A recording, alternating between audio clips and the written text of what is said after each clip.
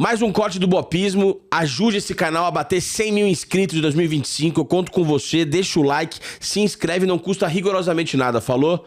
Valeu! Eu estou com medo para o ano que vem. Entrevistei algumas pessoas de esquerda aqui e eu tô... Você que é professor, ensina tanto e conhece a história como poucos. Eu acho que a esquerda queria ouvir o seu diagnóstico. Eu acho que a esquerda rolou uma miopia da esquerda de colocar no mesmo balaio antipetistas e bolsonaristas e generalizar todo mundo como se todo mundo fosse fascista porque votou 17 depois 22. E eu não sei o que a esquerda pode fazer para para ganhar a eleição do ano que vem sem sustos, porque eu acho que há um levante... Não, sem susto? Nada. Nada, né? Não. Com sustos, então, para ganhar na unha. Eu acho que há uma certa dispersão, uma certa distração. A galera não está percebendo a urgência de resolver algumas situações, como a comunicação, como falar coisas mais concretas e tudo mais. Primeiro, duas perguntas em uma. Você, em algum momento, caiu num radicalismo de colocar todo mundo no mesmo balaio e cortar relações com as pessoas? E segundo, o que você acha que é mais urgente da esquerda resolver pra gente mitigar riscos no ano que vem? Cara, do ponto de vista familiar, não. Porque a minha família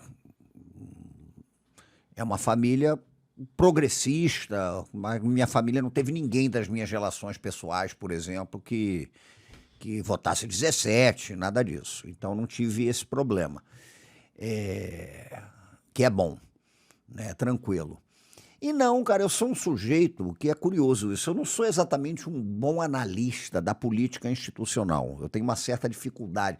Eu sempre lembro de uma frase do Hobsbawm, um grande historiador, que ele falava o seguinte: o historiador é um profeta, ele profetiza o que já aconteceu. E ainda assim erra. Então a gente erra profetizando o que já foi. Então não teve, no meu círculo mais próximo, não teve nenhum rompimento nesse sentido. No círculo familiar, com mãe, com pai, com irmãos, nada. Né? Ninguém que representasse assim um obscurantismo terrível e etc. Então, e não, eu não caí nessa onda não. Até porque, na minha função como professor, eu dou aula para um universo de gente que é muito distinta. Então, se eu chego e começo a estabelecer certos princípios, que com esse eu falo, com esse eu não falo, aquilo fica muito complicado. É claro que eu acho que existe um limite. E eu sempre digo que, para mim, o limite que eu estabeleço é a Declaração dos Direitos Humanos. É a ONU, né? Se você ultrapassa esse limite, aí acabou. Aí não tem nível de diálogo. Então tem coisas que, para mim, não são negociáveis. Não é negociável o racismo, não é negociável em todas as dimensões, né? O racismo religioso, os diversos tipos de racismo, isso não é negociável. Não é negociável a homofobia, né? Não é negociável a demofobia, o preconceito contra a pobre. Tem coisas que não são negociáveis. Não é negociável fazer defesa de genocídio, fazer defesa de pena de morte. Isso são coisas que eu não negocio.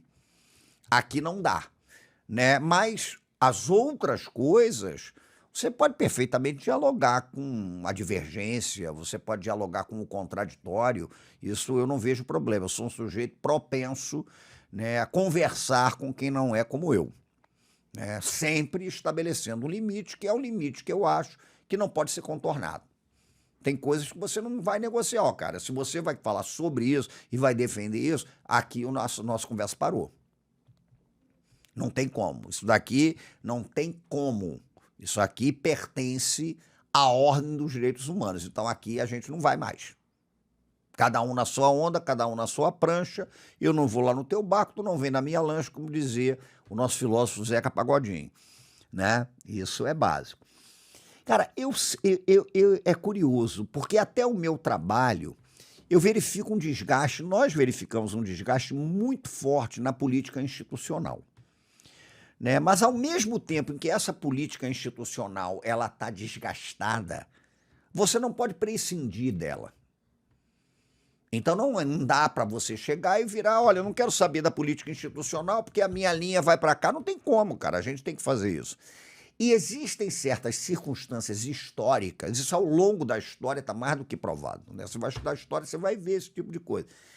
Tem certas circunstâncias históricas em que você tem que forçar um avanço, eu acho que é importante isso, você, inclusive, ter uma postura que é mais radical mesmo, mais de enfrentamento.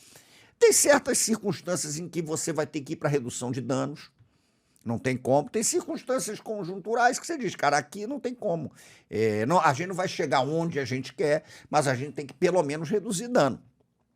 É que nem aquele time que está perdendo de 2, 3-0 e chega uma circunstância do jogo e fala, cara, recua um pouquinho mais, porque a gente tem que ficar vivo no campeonato. Se a gente perder de 2-0, a gente está vivo. Se perder de 7, acabou. Então recua. Tem muito disso. Mas eu acho que a gente está com essa miopia, cara. Eu acho que a gente precisa estar mais atento às coisas. Eu acho que a gente tem que ter um exercício de escuta maior, sobretudo no campo progressista, no campo da esquerda. É escutar. Eu acho que a gente tem que descer de um certo salto que a gente tem. Estou me incluindo, que é aquele salto de que nós somos aqueles que temos, né, a varinha mágica e etc. Nós temos uma missão histórica. Quem não percebe que a missão histórica é a nossa está errado. A gente precisa descer um pouco desse salto, porque a gente quebra a cara nesse tipo de coisa. Então, às vezes, é admitir mesmo. Cara, e tem fases da vida, como disse numa certa ocasião o poeta Carlito Azevedo, tem momentos da vida que você diz o seguinte, cara, o sujeito que diz que sabe o que está acontecendo, que está tranquilo, provavelmente é porque não está entendendo nada. Porque a situação é complexa. Eu acho que nós temos uma situação global que é muito complexa. A gente tem um avanço de forças reacionárias, que é um avanço muito preocupante. A gente tem um mundo hoje muito marcado por questões que são urgentes e transcendem fronteira nacional. A gente tem questões que envolvem a migração, a gente tem questões que envolvem a intolerância, a gente tem questões que envolvem colapso ambiental, isso tudo é muito sério. Então a gente tem que lidar com esse tipo de coisa. Eu não tenho fórmulas, mas definitivamente eu acho que não é se fechando num casulo e achando que nós somos os detentores da verdade, os detentores do conhecimento, os detentores do rumo para o futuro que a gente vai avançar. Tem que estar na luta, mas a gente tem que saber que o negócio está feio.